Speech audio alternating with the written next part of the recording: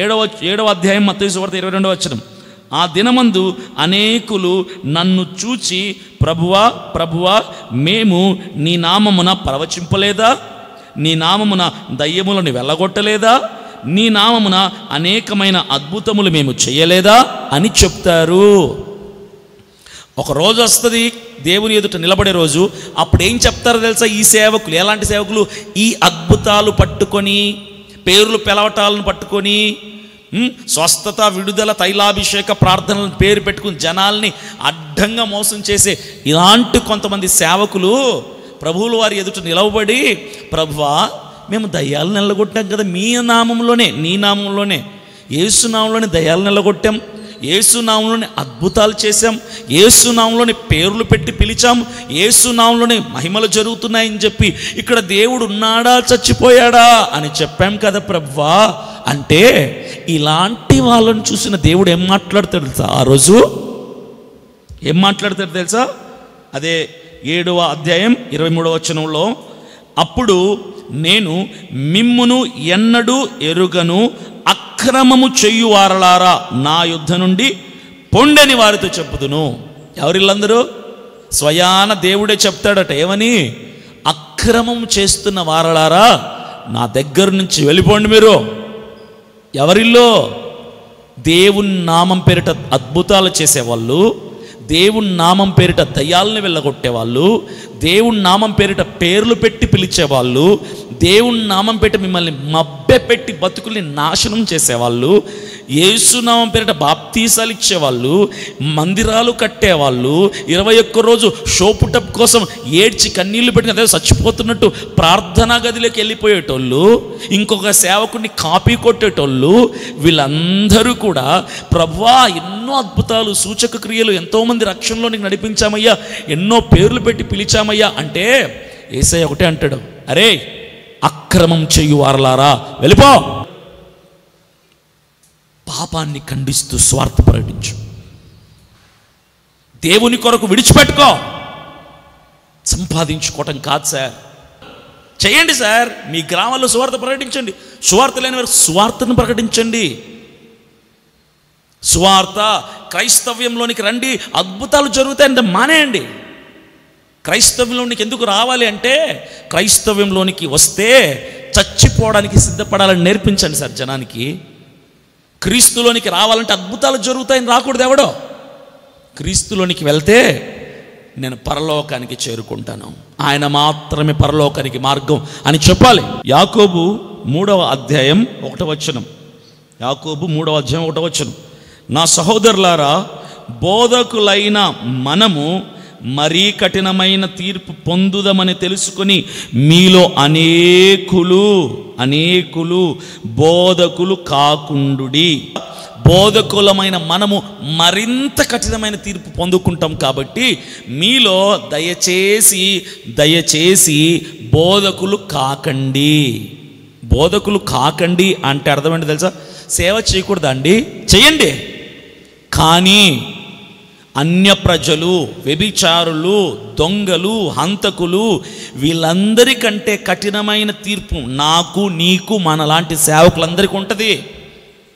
ఆ తీర్పులో వ్యభిచారిని క్షమిస్తాడు దేవుడు, దొంగని క్షమిస్తాడు దేవుడు, తిరుగుబోతుని క్షమిస్తాడు దేవుడు, అన్యుణ్ణి క్షమిస్తాడేమో దేవుడు. కానీ సేవకులమైన మనము పరిశుద్ధాత్మ పేరిట చేసేటువంటి కొన్ని తప్పుడు కార్యాలని దేవుడు క్షమించడు, మరింత కఠినమైన తీర్పు పొందుతాం. కాబట్టి ఇలాంటి పనికి మాలిన పేర్లు పెట్టి పిలవటాలు, అద్భుతాలు చేస్తాం, రండి మా దగ్గరికే రండి, మా దగ్గరికే రండి, మా దగ్గరికే రండి, అదే చికెన్ షాప్ కూడా పిలుచుకున్నట్టుగా బజార్కి వెళ్తే అమ్మ రండమ్మా, ఏం కావాలి రండమ్మా అని పిలుస్తుంటారు. అలా పిలుచుకుంటున్నారు మీరు. ఆ సాక్ష్యాలు రీల్స్ పెట్టేసి, మీ రీల్స్ మొత్తం చూశాను సార్, వాక్యాలు తక్కువ, ఇలాంటివి నా పేరు పిలిచా ఈ సోద ఎక్కువ ఉంది అక్కడ, ఇంకేం లేదు. ఏంటంట పేరు పిలిస్తే మరింత కఠినమైన తీర్పు పొందుకుంటారు. గుర్తుపెట్టుకుని జాగ్రత్త. ఎవరైనా అమ్మతేజ గారిని కాపీ కొట్టాలనుకుంటున్నారేమో బాబు, ఇక్కడ బాగానే ఉంటుంది, జనం ఉంటుంది, ఇది ఉంటుంది, అన్నీ ఉంటాయి ఇక్కడ. ఆయన్ని కాపీ కొడితే, ఎందుకంటే ఈయన గారు బెల్లంపల్లి ప్రవీణ్ కుమార్ గారిని కాపీ కొడుతున్నాడు కాబట్టి ధనం వచ్చింది, జనం వచ్చారు బాగానే ఉన్నారు. అక్కడికి వెళ్ళాక తోలు తీస్తాడు దేవుడు. ఇలాంటి తప్పుడు మార్గంలో నిలబడితే, తప్పుడు ప్రచారాలు చేస్తే, తప్పు సేవ చేస్తే, తప్పు విధానాల్లో చేస్తే, వాక్యానికి వ్యతిరేకంగా సేవ చేస్తే అద్భుతాలు అన్నీ జరుగుతాయి. ఇక్కడ పేర్లు పిలుస్తాడు, అద్భుతాలు జరుగుతాయి, సూచక్రియలు జరుగుతాయి, దయ్యాలు వెళ్ళిపోతుంటాయి, ఉద్యోగాలు వస్తూ ఉంటాయి, బిడ్డలు పుట్టేస్తూ ఉంటారు, పెళ్ళిళ్ళు జరిగిపోతుంటాయి, అద్భుతాలు జరుగుతాయి. చివరికి అక్కడికి వెళ్ళిపోయాక దేవుడు అంటాడు, రే మీరెవరో నాకు తెలియదు, వెళ్ళిపో. ఏంటి ప్రభువా, నీ నామనే కదా అద్భుతాలు చేసావు. నువ్వు సేవకుడివి, నువ్వు నా కోసం ఆత్మల్ని, పాపాన్ని ఖండిస్తూ నడిపించమంటే రక్షణ మార్గం వైపు, అది చేయకుండా నువ్వు అద్భుతాలు సూచక్రియలు అంటూ ఏవేవో చేసి ప్రజల్ని మభ్యపెట్టి మోసం చేసి క్రైస్తవ్యం అంటే లాభం అన్నది నేర్పించావు, క్రైస్తవం అంటే రోగం పోవటం అనేది నేర్పించావు, క్రైస్తవం అంటే ఆస్తులు రావటం అనేది నేర్పించావు, క్రైస్తవ్యం అంటే లాభమే అనేది నేర్పించావు తప్ప క్రీస్తుని వెంబడించడం అంటే ఏంటి అని నేర్పించలేకపోయావు కదా. కాబట్టి నీవు నరకానికి వెళ్ళిపో అంటాడు దేవుడు, ఎంతటి సేవకుడినైనా. మత్తయి సువార్త 12:32 మనుష్య కుమారునికి విరోధముగా మాట్లాడిన వానికి పాప క్షమాపణ కలదు గాని పరిశుద్ధాత్మకు విరోధముగా మాట్లాడు వానికి ఈ యుగమందైనను రాబో యుగమందైనను క్షమాపణ లేదు. మనుష్య క్రీస్తు ప్రభువుల వారికి వ్యతిరేకముగా విరోధముగా మాట్లాడిన క్షమాపణ ఉంటుంది, కానీ పరిశుద్ధాత్మునికి విరోధంగా ఎవరైనా మాట్లాడినా ప్రవర్తించినా వారికి ఈ యుగమందైనను రాబో యుగమందైనను అక్కడ పరలోకమందైనను క్షమాపణ ఉండదు. ఎవరిల్లందరూ పరిశుద్ధాత్మకు విరోధంగా చేయవారందరూ ఎవరు తెలుసా? ఇట్లాంటి అద్భుతాలు చేస్తాం రండమ్మా, సూచక్రియలు చేస్తాం రండమ్మా, పేర్లు పెట్టి పిలుస్తాం రండమ్మా, జనాలారా వచ్చేయండి, ప్రజలారా రండి, రండి ప్రజలారా రండి, మా దగ్గరికి రండి, మా దగ్గరికి రండి అని లక్షలు ఖర్చు పెట్టి మీటింగులు పెట్టి ప్రజల్ని మభ్యపెట్టి మోసం చేసి పరిశుద్ధాత్మ దేవుడు బలవంతం చేస్తున్నాడు పేర్లు పిలవమని. కొన్నిసార్లు తప్పు పేర్లు పిలుస్తూ, కొన్నిసార్లు రైట్ పేర్లు పిలుస్తూ, కొంతమందిని మాత్రం చిన్న చిన్న జబ్బులను స్వస్థత చేస్తూ, పెద్ద జబ్బుల వాళ్ళని దూరం పెట్టేస్తూ ఇలాంటి సేవ చేస్తున్నటువంటి వారు పరిశుద్ధాత్మ దేవుణ్ణి దుఃఖ పెడుతున్నవారు, పరిశుద్ధాత్మ దేవుణ్ణి కించపరుస్తున్న వాళ్ళు. ఈరోజు మీ వలన కదా సార్ యూట్యూబ్లలో, ఫేస్బుక్లలో ట్రోల్స్ చేస్తున్నారు. క్రైస్తవులు మోసగాళ్ళు, సేవకులు మోసగాళ్ళు, నమ్మకండి. ఎందుకు? ఇట్లాంటి వాళ్ళ వల్లనే, ఇలాంటి వాళ్ళ వల్లనే. లూకా సువార్త 9:23 మరియు ఆయన అందరితో ఇట్లడెను, ఎవడైనను నన్ను వెంబరింపగోరిన ఎడల తనను తాను ఉపేక్షించుకొని ప్రతి దినము తన సిలువను ఎత్తుకొని నన్ను వెంబడింపవలెను. యేసయ్యని వెంబడించాలి అంటే, క్రైస్తవత్వంలోనికి రావాలి అంటే డబ్బులు వస్తాయి, మిద్దెలు వస్తాయి, కార్లు వస్తాయి, మేడలు వస్తాయి, పేరు వస్తుంది, జనం వస్తారు కాదు. యేసు ప్రభువుల వారిని వెంబడించాలంటే తనను తాను ఉపేక్షించుకొని, తనను తాను తక్కువ చేసుకొని, గర్వాన్ని, ఆ అహంకారాన్ని, అహంభావాన్ని విడిచిపెట్టి తన సిలువను తను భుజాన వేసుకొని వెంబడించవలను. ఇది క్రైస్తవ్యం అంటే. నా సొంత మాట కాదే, పరిశుద్ధ బైబిల్ గ్రంథంలో రాయబడిన మాట ఇది. ఇది ఎందుకు చెప్పట్లేదు మీరు ప్రజలకి, దగ్గరికి వస్తున్న జనాలకి? క్రైస్తవ్యం అంటే ఆరోగ్యం బాగు చేసుకోవడం కాదు, క్రైస్తవ్యం అంటే పేర్లు పిలిచినంత మాత్రం ఆనందపడిపోవడం కాదు, క్రైస్తవ్యం అంటే లబ్ధి పొందుకోవడం కాదు, క్రైస్తవ్యం అంటే సిలువని మోసుకొని వెళ్ళటం, క్రైస్తవ్యం అంటే శ్రమల్ని భరించటం, క్రైస్తవ్యం అంటే ఆనందంగా ప్రాణాలని కూడా విడిచిపెట్టడం. ఎందుకు సార్ మీరు ఈ బోధ చేయటం లేదు? ఇది కదా అసలైన క్రైస్తవత్వం అంటే. ఇది పక్కన పెట్టేసి ఎందుకు తప్పుడు ప్రీచింగ్, రాంగ్ డాక్టర్ని ఇస్తున్నారు మీరు ప్రజలకి? ఏం చేద్దామనుకుంటున్నారు ప్రజల్ని? మరింత కఠినమైన తీర్పు పొందక ముందే దయచేసి మీ విధానాల్ని మార్చుకోండి. మత్తయి సువార్త 5:11 నా నిమిత్తము జనులు మిమ్మల్ని నిందించి హింసించి మీ మీద అబద్ధముగా చెడ్డ మాటలెల్లా పలుకున్నప్పుడు మీరు ధన్యులు. ఇది క్రైస్తవత్వం అంటే, ఇది సేవ అంటే. క్రీస్తు నిమిత్తం ఎవరైతే మిమ్మల్ని రాళ్లతో కొడతారో, ఎవరైతే ఉమ్మేస్తారో, ఎవరైతే అసహించుకుంటారో, ఎవరైతే తరిమి తరిమి కొడతారో, ఎవరైతే కత్తితో తలకాయ నరికేస్తారో, ఎవరైతే మిమ్మల్ని నిలువున పెట్రోల్ తగలెట్టేస్తారో ఇవన్నీ వస్తాయి, నా పేరిట మీరు చేస్తే ఇవన్నీ నిందలు వస్తాయి, అప్పుడు మీరు ధన్యులు. ఇది ఎందుకు చెప్పట్లేదు మీరు సేవలో? మీ ప్రసంగాల్లో ఈ మాటలు ఎందుకు చెప్పట్లేదు మీరు? ఎంతసేపు స్వస్థతలు, అద్భుతాలు, పేర్లు పెట్టి పిలవటాలు, వాక్యం చూస్తే అది ఆమేలు చేస్తాడేసయ్యా, ఈ అద్భుతం చేస్తాడేసయ్యా, నీ కన్నీళ్లు తుడుస్తాడేసయ్యా, నీకు ఇల్లు కట్టిస్తాడేసయ్యా, ఇవే బోధలు చేస్తున్నారు తప్ప అరే క్రైస్తవ్యంలోనికి వస్తే చంపబడాల్సి వస్తుంది. సిద్ధమేనా నువ్వు చచ్చిపోవడానికి? క్రీస్తు కొరకు బ్రతకటం కాదు నేర్పించాల్సింది, క్రీస్తు కొరకు చచ్చిపోవడం నేర్పించండి.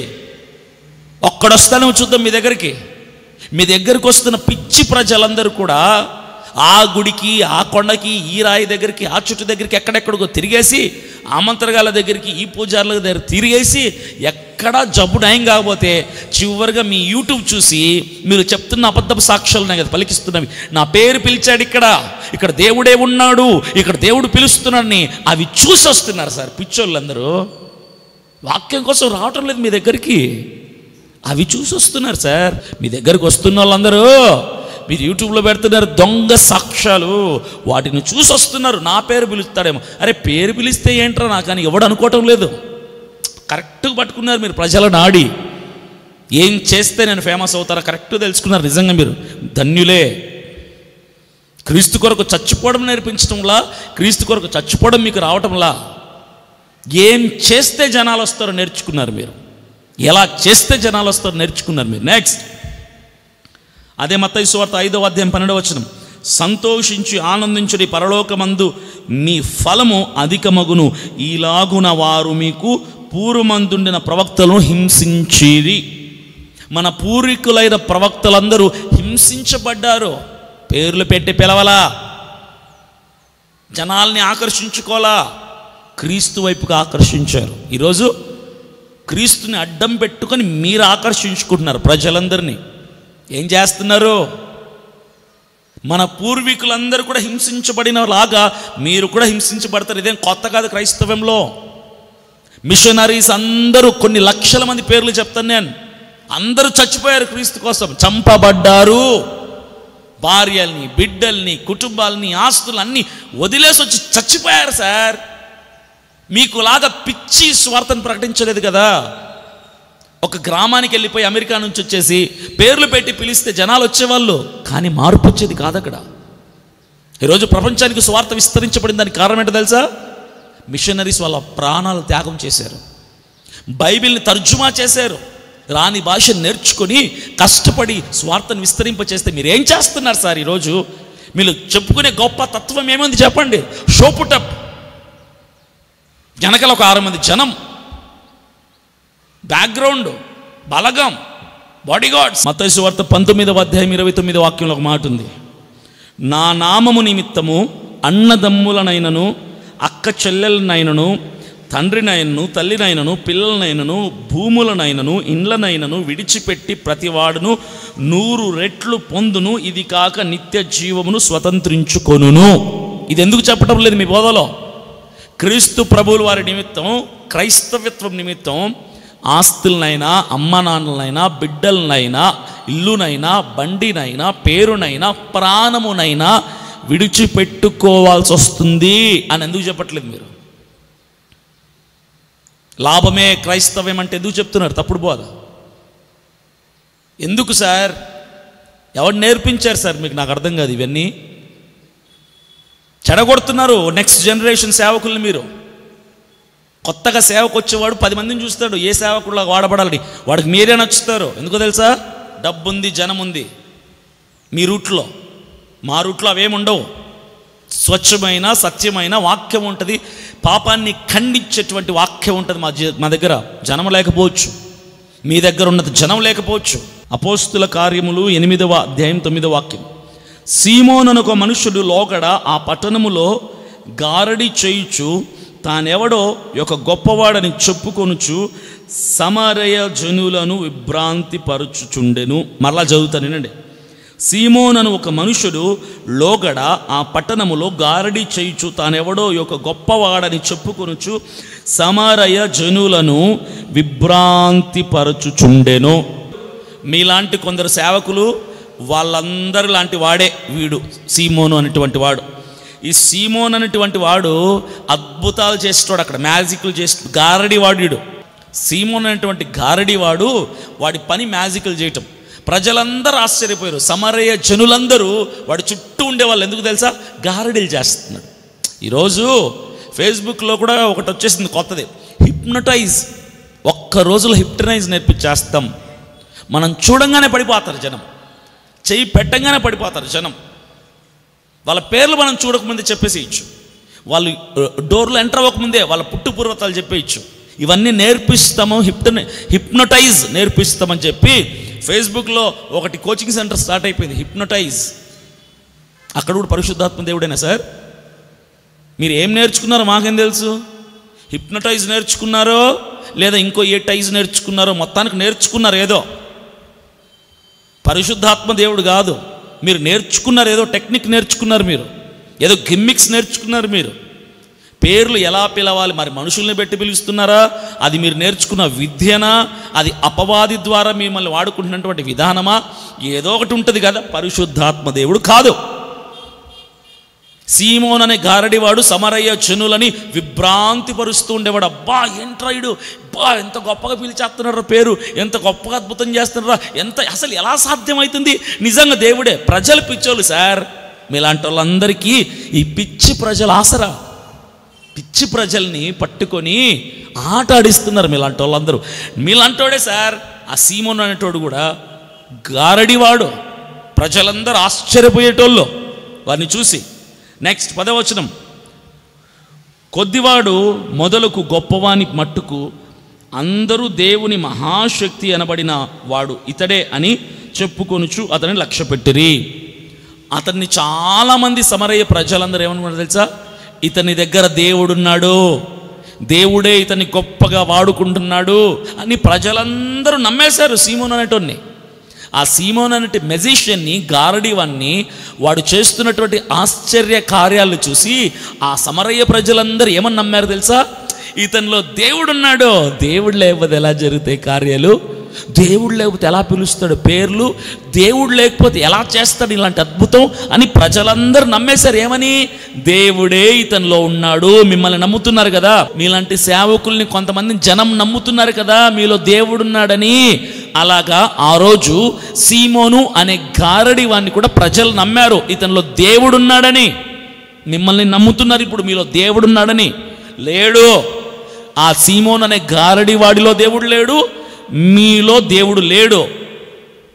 కేవలం మీ మాయలు, మంత్రాలు, తంత్రాలు, మీరు నేర్చుకునే విద్య, మీ కుతంత్రాలు, పరిశుద్ధాత్మ దేవుని పేరిట మీరు చేసే తప్పుడు పనులు తప్ప దేవుడు లేడు. మీరు కూడా గారడి వాళ్ళే. అద్భుతాలు చేస్తాం, జ్యోతిష్యం చెప్తాం, మీ పుట్టు పూర్వత్వాలు చెప్తాం, జాతకాలు చెప్తాం. మీరు కూడా అవే అన్నమాట. మీరందరూ గారడి వాళ్ళు. మీరంతా బైబిల్ పట్టుకున్న గారడి వాళ్ళు. చేతిలో బైబిల్ లేకపోతే నమ్మరు కదా. మీరు జ్యోతిష్యుల కింద లెక్కేస్తారు మిమ్మల్ని. కేవలం మీ చేతిలో ఇది ఉంది కాబట్టి మీలో దేవుడు నన్ను నమ్ముతున్నారు. ఇది పక్కన పెట్టండి, అవన్నీ చేయండి, మిమ్మల్ని మంత్రగాడు అంటారు. అదే నా చేతిలో బైబిల్ లేకపోయినా నేను వాక్యం చెప్పాను అనుకో, దేవుడే మాట్లాడుతున్నారు అనుకుంటారు. అదే మీరు బైబిల్ పెట్టి పక్కన పెట్టి మీరు పేర్లు పిలవటాలు, అద్భుతాలు చేయటాలు చేస్తామని చెప్పండి, మాయగాడు, మంత్రగాడు, జ్యోతిష్యుడు జనం వస్తారు. అప్పుడు కూడా బైబిల్ ఉండదు, అంతే. మీలో పరిశుద్ధాత్మ దేవుడు ఉన్నాడు, అంతే. జనం పిచ్చోళ్ళు సార్, గారడి వాళ్ళు. మీరందరూ ఫైనల్గా బైబిల్లో ఉన్నారు మీలాంటి వాళ్ళు కూడా. అందుకే ఉదాహరణగా పెట్టాడు దేవుడు. క్రైస్తవత్వం అంటే క్రీస్తు కొరకు శ్రమలు పడటం, గుర్తుపెట్టుకోండి. క్రైస్తవత్వం అంటే క్రీస్తు కొరకు చచ్చిపోవడానికి కూడా తెగించటం. క్రైస్తవత్వం అంటే లాభాలు శరీర సంబంధమైన స్వస్థతలు కాదు, ఆత్మీయ స్వస్థత. Healing for the soul, not for the body. శరీరానికి స్వస్థత కాదు క్రైస్తవం అంటే, ఆత్మకు స్వస్థత. పేర్లు పెట్టి పిలిపించుకోవడం కాదు క్రైస్తవం అంటే, పేరు పెట్టి పిలిచిన క్రీస్తు కొరకు చచ్చిపోవటం స్వస్థత అంటే. అద్భుతాలు అంటే అవి కాదు. నశించిపోతున్న వారిని క్రీస్తు వైపుకు నడిపించి క్రీస్తు రాకడలో వారిని సిద్ధపరచటం అద్భుతం అంటే. ఈరోజు ఇక్కడ కలిసి ఉన్న మనమందరం రేపటి రోజున వాక్యానికి కట్టుబడి వాక్యానుసారమైన జీవితాన్ని జీవించి క్రీస్తు ప్రభువుల వారిని ఆయన సింహాసనం మీదట ఆయన రాజ్యంలో నిత్య జీవంలో మనమందరం కలుసుకోవటం అద్భుతం. అంటే ప్రజలారా మోసపోకండి, కళ్ళు తెరవండి. ఇలాంటి సీమోను వంటి గారడి వాళ్ళు బైబిల్ పట్టుకొని తెల్ల చొక్కాలు వేసుకొని గట్టిగా గొంతు చింపుకొని అరిచే సేవకులు మీ మధ్యలోకి వస్తారు. వీరిలో దేవుడు లేడు, వీరిలో దురాత్మ ఉంది, వీరిలో అపవిత్రాత్మ ఉంది, వీరిలో భ్రమపరుచాత్మ ఉంది, వీరు కొన్ని జిమ్మిక్స్ నేర్చుకొని బయట వస్తున్నారు, వీరు కొన్ని కోచింగ్స్ తీసుకొని వస్తున్నారు, వీరందరూ కొన్ని విద్యలు నేర్చుకుని వస్తున్నారు, హిప్నోటిజం నేర్చుకుని వస్తున్నారు, ప్రజల్ని హిప్నోటైజ్ చేస్తున్నారు, పరిశుద్ధాత్మ దేవుడు చేస్తున్నాడని దేవుని పేరు వాడుకుంటున్నారు. వీరికి మరింత కఠినమైన శిక్ష ఉంటుంది అక్కడ. దయచేసి ప్రజలారా ఇలాంటి సేవకుల్ని నమ్మకండి, వీళ్ళకు బుద్ధి చెప్పండి, వీళ్ళని మార్చండి. ప్రజలను అడుగుతున్నా, సేవకులు కొందరు కుంటోళ్ళ కాళ్ళు ఇవ్వమని చెప్పండి. వాళ్ళ ఇంట్లో గిన్నెలు అడుగుతాను నేను వచ్చి, కళ్ళు లేనాడు కళ్ళు ఇవ్వండి సార్. మీ బాడీ గార్డ్స్లో నేను కూడా ఒక బాడీ గార్డ్గా ఉంటాను. నా సభ, నేను పెట్టిన సభకు వచ్చి పేరు పెట్టి పిలవండి. నేను ఇక మీకు కార్ డ్రైవర్గా పనిచేస్తాను నేను నా జీవితకాలం. చేయగలరా మీరు? మీరు ఇవేవి చేయలేరు. ఏమంటే నా పిలుపు వేరు, నా పిలుపు వేరు, నా పిలుపు ఇదే మాట. ఏం పిలుపు సార్? ఎక్కడుందో చెప్పండి మేము మాకు కూడా. మీ పిలుపు ఏంటో చెప్పనా నేను? గారడి వాడైనటువంటి సీమోను పిలుపు మీది. గారడి వాళ్ళు మీరు. ఇలాంటి పనికి మాలిన పనులు చేసి ప్రజల్ని మభ్యపెట్టి మోసం చేస్తా మీలాంటి సేవకులందరూ గారడి వాళ్ళు, సీమోను వంటి వాళ్ళు మీరు. దేవుడు క్షమించడం వాళ్ళు గుర్తుపెట్టుకోండి. ఇవ్వాల్సింది ఇచ్చేసాను, చూడాల్సిన వాళ్ళు చూస్తారు, అందాల్సిన వాళ్ళకి అందుతుంది, సరి చేయబడాల్సిన వాళ్ళు సరి చేయబడతారు. ప్రజలు కొందరు కళ్ళు తెరుచుకుంటే మంచిది అనుకుంటున్నాను. ఈ ప్రజలు కళ్ళు తెరుచుకోరు. ఎందుకంటే వీళ్ళు ఇక్కడ కాబట్టి అక్కడ చిక్కి, అక్కడ కాబట్టి వీళ్ళందరూ జంపింగ్ జపాంగుల్లాగా ఇక్కడ అద్భుతం అంటే ఇక్కడికి, అక్కడ అద్భుతం. రేపు నేను కూడా పెద్ద ఫ్లెక్సీ బోర్డు పెట్టేసుకొని నా దగ్గరికి 2 అద్భుతాలు జరుగుతాయంటే అందరు నా దగ్గరికి వచ్చేస్తారు. ఈ జనాలు మారరు, ఈ సేవకులు మారాలి. మారుతారని ఆశిస్తున్నాను. దయతో నా ద్వారా ఏమైనా వ్యక్తిగత దూషణ చేస్తుంటే నన్ను క్షమించండి. కానీ నేను వ్యక్తిగతంగా ఎవరిని ఎక్కడ నేను మాట్లాడను. మీ వ్యక్తిగతం నాకు అనవసరం. మీ కుటుంబాలు, మీ వ్యక్తిగత జీవితాలు, మీ వ్యక్తిగత ప్రయాణాలతో నాకు సంబంధం లేదు. బైబిల్ పట్టుకొని పరిశుద్ధాత్మ దేవుని పేరిట తప్పు పనులు చేస్తే మాత్రం నేను ఖండిస్తాను. దేవుడు నన్ను ఖండించమని చెప్పాడు, నేను ఖండిస్తూనే ఉంటాను. ఇది దేవుడు నాకు అప్పచెప్పినటువంటి మరో బాధ్యత.